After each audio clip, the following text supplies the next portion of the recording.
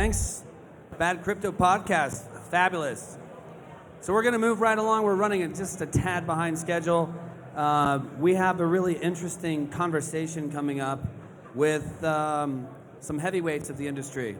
So we're doing sort of a blended sort of effort here. We're going to mix up two podcasts. So we have John Mohan from Let's Talk Bitcoin, and we have Tatiana Moroz from Proof of Love and the Tatiana Show. So they're going to moderate a panel that's talking about blockchain for the win. So what is it that we're going to do? What are the kind of movements? What are the events? What are the things that are happening in the space that are going to ultimately cement everything for the win? So with that, I'm going to go ahead and just get it going. So John, Tatiana, all you. Thank you. Hi, everybody. How are y'all doing? All right. This is my first ETHDenver. It's very fun to be here. We're missing a chair, but we can work that out. My name's Tatiana Moroz. I'm really happy to be a part of this panel. This is my good friend Jonathan. Just to give you a little bit of background, I'm a singer-songwriter. I got into Bitcoin in 2012. I created the world's first artist cryptocurrency in 2014 using Counterparty, which was even before Ethereum. It's great to see the space growing, and I look forward to our panel. Hello, and I'm Jonathan Mohan. I'm one of the co-hosts of Let's Talk Bitcoin. Woo! So if you know Andreas Antonopoulos, I have the distinguished pleasure of being told I'm wrong several times a month from him on that. So if you're interested in those types of conversations, check that out. But on to the topic of the conversation, which is blockchain for the win. So could you please join us in giving a round of applause for our distinguished panelists, and we can do introductions as they join us. Hello. So everyone, welcome. Come on up, panelists. It's a lively audience. I like you guys. Good. Caitlin Law. Oh, yeah. The lady from Wyoming. Voorhees. Representing Colorado. And the guy who works with Bill Shatner, Vinay Gupta. Yeah. You've got The microphones are behind you. So I figure we start off the conversation with an introduction, and then from there talk about the wins of blockchain and where we see the industry moving forward from there. So Caitlin, for those who may not be familiar with your work in this space, tell us a little bit about you and your involvement in blockchain. I'm from Wyoming and worked on Wall Street for 22 years. Got into Bitcoin in 2012 and left Wall Street 2016 and spent the last 2 years working on getting legislation passed in my native state of Wyoming. Just moved back. We made it, we've by far the most crypto-friendly state, despite what the rumors about Colorado are. Whoa.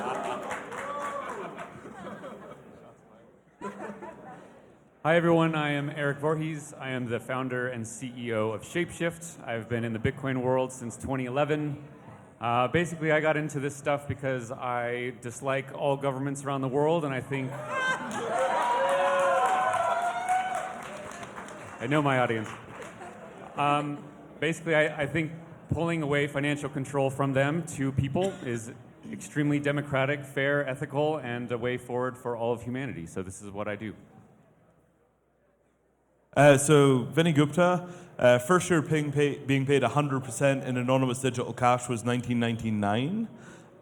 Project managed the Ethereum launch, and now I work for Bill Shatner on a project called Materium. So we're doing basically digital identities for physical things, and we'll talk a bit more about that later. But it's extremely nerdy, and it's lovely to be here. And I used to live in Colorado many years. Welcome home.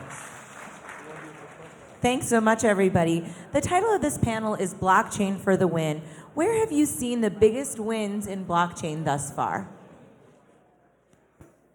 So I don't know if you guys were here yesterday, but we saw 2 state governors reading a book about cryptocurrency to the next generation of youths. And technically, one of them was kneeling to Vitalik. Yeah, I mean,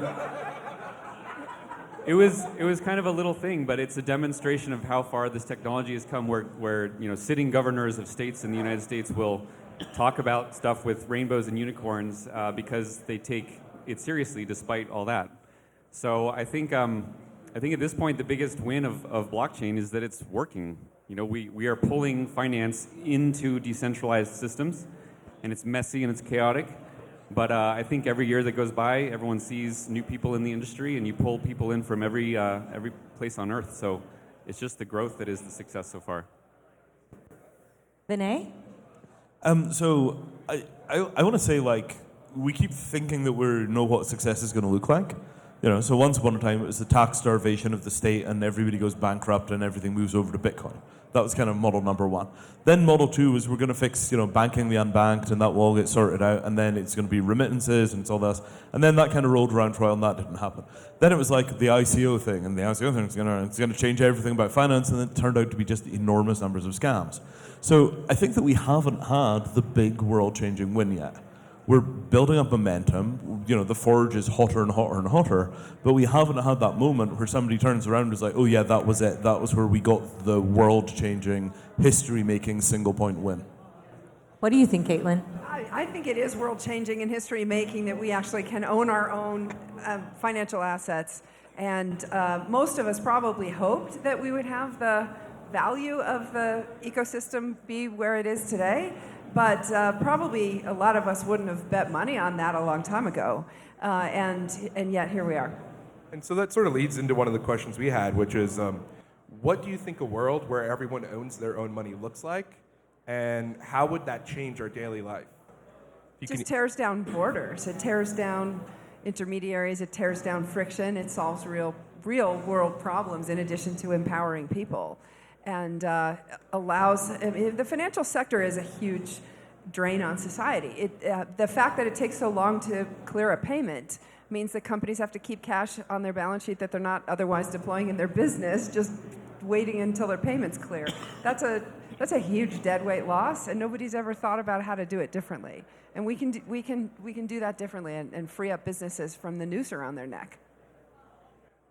Real quick, I want to say hello to my little daughter over there, 4-year-old Athena. Hi, Athena.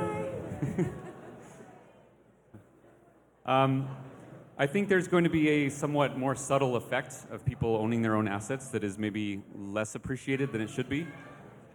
When people own their own assets, they are required, forced almost, to become a little bit more responsible, to understand what they own a little bit better, to pay attention to things like finance. It is astounding that finance is so important in the world and so few people understand even the basics of it. And so I think as we move to a world where people are holding their own assets, they can pay each other, they can lose their assets if they don't know what they're doing, and they can screw up a smart contract and $100 million gets lost. That requires a certain degree of personal responsibility that I don't think has been in finance for a very long time. And I think that will have ripple effects around culture far broader than just in finance. Yeah, that's super interesting. Super interesting.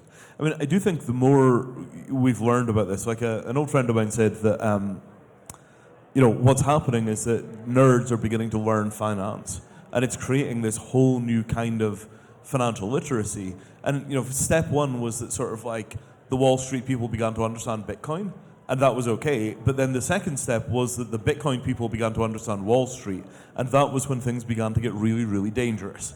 Like, okay, wait a minute. So that enormous machine that takes about 7% of the global GDP, that machine really is just like 4 shell scripts. So I think we are at that kind of, point where, think of what happened to newspapers once we got the web.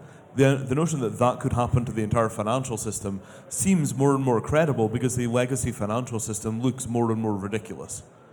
There's that point of like everybody's kind of circling in it with the big fins on the back, like this is basically as outdated as corner stores or print newspaper. Why not this next? And as we think about what this space looks like moving forward and what future wins could be, could you maybe talk to what that briefcase is and how you got William Shatner to get involved in Ethereum? Well, so about a year ago, I got a Twitter DM from William Shatner being like, I want to do something on the blockchain. I hear you're the guy to talk to. Because it turns out my love of science fiction had preceded me. So what we've got is a kind of generic technology for doing digital identities for physical things, and then taking incredibly tight and precise legal control of those things. So when you alter the status of the thing on the smart contract, the real-world legal system acknowledges that change without any screwing around. And this is all bedrocked on the 1958 New York Convention on Arbitration. It's a simple approach. But we wanted to start with something that was easy to deal with and where you could see immediate benefit. So we started in collectibles and antiquities. And so we're going to be doing a whole pile of objects for William Shatner over the next year. And these guys are already on main chain. So if you go to materium.com/about, you can actually see the asset passport for this thing. And you could put $1 in there to enter into a contract that tells you that these things actually exist. And it's live now, as of a week ago. We launched it in Cancun with William Shatner. I just love that, 7 years ago, Ron Paul said, I don't understand Bitcoin, but if I can hold it, I think I can understand it. And we got Cassatius coins. And then Bill Shatner says, hey, this Ethereum thing, I want to get involved. And now we have Materium. Oh, yeah, absolutely. And I mean, it's not a small thing, right? If you think of the size of Comic-Con, that's 2 million people that could very quickly become blockchain users if they're using it to authenticate all the collectibles and all the rest of that stuff. And it's nice because it's not regulated space, right? It's not like we're doing securitization. It's not like we're doing, fractional ownership. It's not like we're, collateralizing stuff in ways that has regulatory impact. It's just, what is this and who made it? And that's nice because you can roll out, quite large platforms without ever having, you don't have to deal with tax problems. You don't have to deal with security. It's just SEC free, and that makes life nice and simple. Thank God. Caitlin, you've done a lot of pioneering work in Wyoming. What can other states learn from your partnerships, and how did you really make that happen? Because some other states would be a little bit resistant. Well, you've probably met Representative Tyler Lindholm, tall guy walking around in the cowboy hat. There he is in the front row, and Representative Jared Olson, who was just on the previous panel. Those guys made it happen. They're the elected officials, and I just was a conduit from the industry to feed in ideas. And Representative Lindholm really gets a lot of the credit because we were just going to fix the money transmission statute in Wyoming, which had a problem. And he said, no, let's go further. What else can we do? What else can we do? So we were the first state to recognize utility tokens, and I think there are now 12 states that do. And that has really set the conversation at the federal level. And so for other states, I would say the most important thing that Wyoming did that other states can and should also do is clarify the status of digital assets under the law. I know that there is a big code is law contingent here, and I think it is, unless we live in a stateless society, which none of us do, the laws can unfortunately snatch you and create problems for you. And so the easiest way is if we can make the tech backward compatible with the law, then you don't have to worry about it. And that's exactly what we did in Wyoming. And so other states should be recognizing the legal status of digital assets under commercial law so that when they go up in value by a lot more, that there are not easy attack vectors where all of a sudden we all start getting lawsuits trying to steal our crypto. I remember when you started engaging with Wyoming, you taught me about how Wyoming pioneered the LLC. And how that became a state-by-state thing, and now the most obvious thing as an entrepreneur is to form an LLC. And so when you said what your thoughts were with Wyoming was to do the same thing with utility tokens, and so it's so amazing to see it happening in Colorado. Yeah, indeed. Yep, Colorado's one of the other states. It's really the Rocky Mountain arc of states that is taking the leadership on this. So it's not a surprise that the big event is here in Denver, and obviously Shapeshift's got a huge presence here in Denver, and there's a big presence in Denver. It's not a surprise. Okay. No, it's cool. And so, Erik, what do you think someone looking at the blockchain community now, thinking about their keys and what services they should use and how they should understand the risk, how should they be approaching this space? So people should understand that crypto is a journey. It requires learning. It's like riding a bike or driving a car.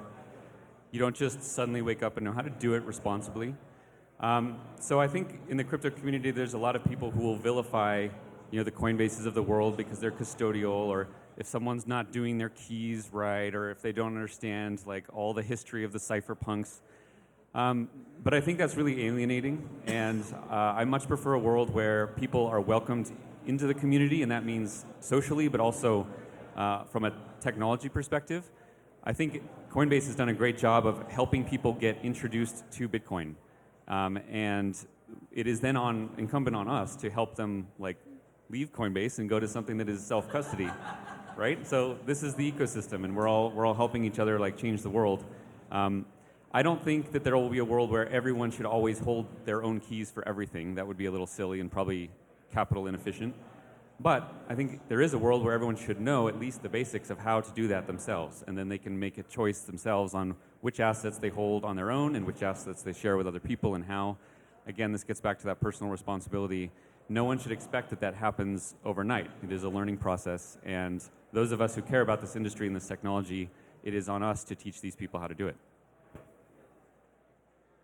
Each of you, where do you see the space going forward, and what about the difference between state rights and then federal imposition? If they're at odds, where do you see that progressing? States are definitely going to win that, except in the securities area. And what we saw from the SEC, the proposal for the safe harbor was definitely a step forward. It still needs a lot of work, as you know, but it can fit with what Wyoming did. And again, I think that the industry push here helped to redefine it.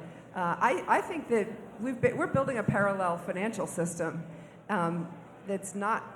Basically, the traditional system is just not interested in this technology because the settlement system is so different. It's just fundamentally incompatible with what they do. And so we're building a whole new parallel system, and the most important thing that we can be doing in the next couple of years is building bridges between the two so that we can have the giant sucking sound of assets coming out of the traditional industry and into this one.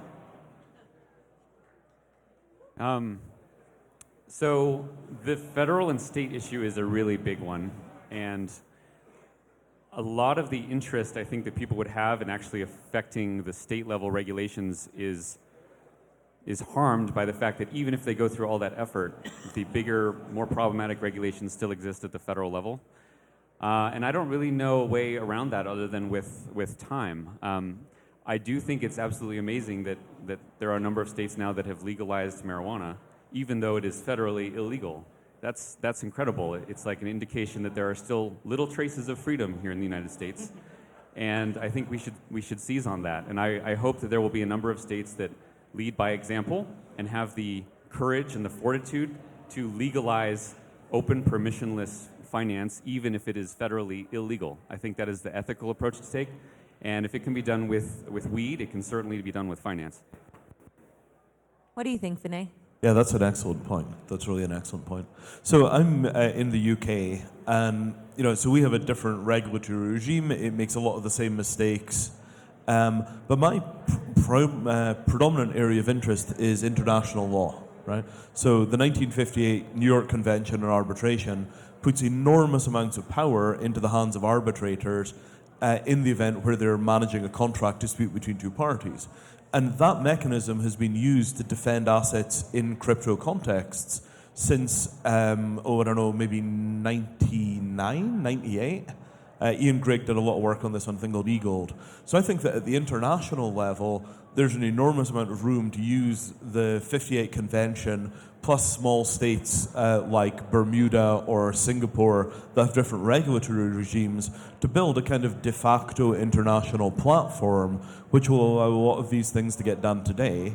And as long as your assets are legally, technically, theoretically offshore, but you're still paying your taxes when you have to, I think we can get a lot of things done using those tools. And I think the crypto community overall is kind of unaware of the power of arbitration and the power that the 58 Convention provides. Because it provides a mechanism where, the treaties that the federal government has already signed up to create the possibility of very large areas of freedom that are basically just a question of building out with contract law.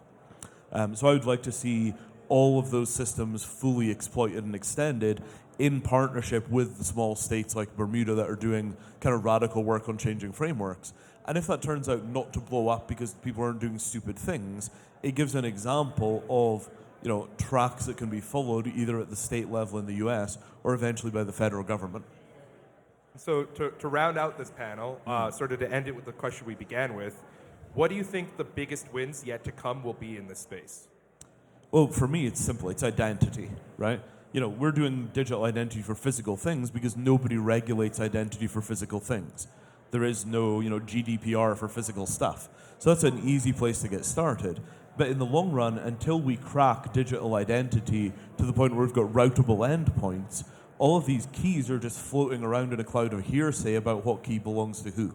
Without public key infrastructure and digital identity, it's incredibly difficult to get over that hump because it's as hard as using the internet was before we had domain names.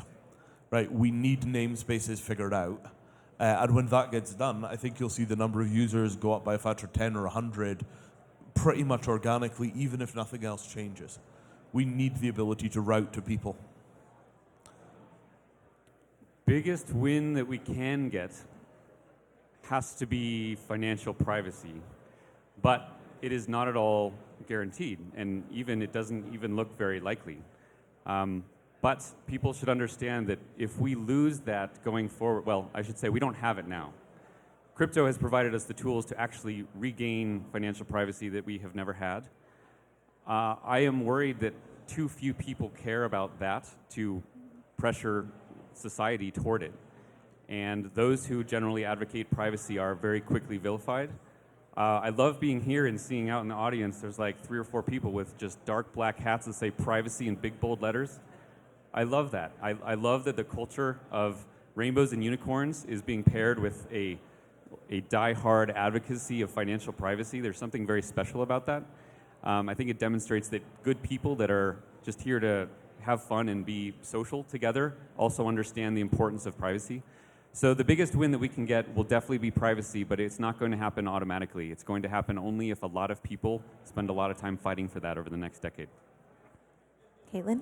And I would say making that giant sucking sound a big old giant sucking roar of assets that are coming from the from the unfair and unstable traditional financial system into this one. That will help, I think, Erik, with the privacy angle, because as people get their assets out of the unfair and unstable traditional system, there will be choices. Will you keep your coins at a custodian or at a new generation custodian, or will you go with a non-custodial solution? Will you use the coin join structures and unfortunately potentially actually face legal ramifications as we're facing as we saw with the news yesterday?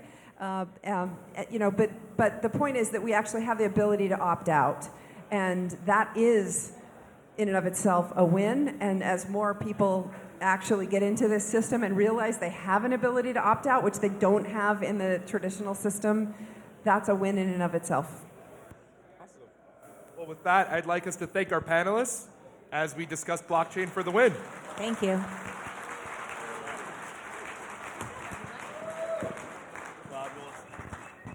And bring us your physical stuff. We can get it out of the system.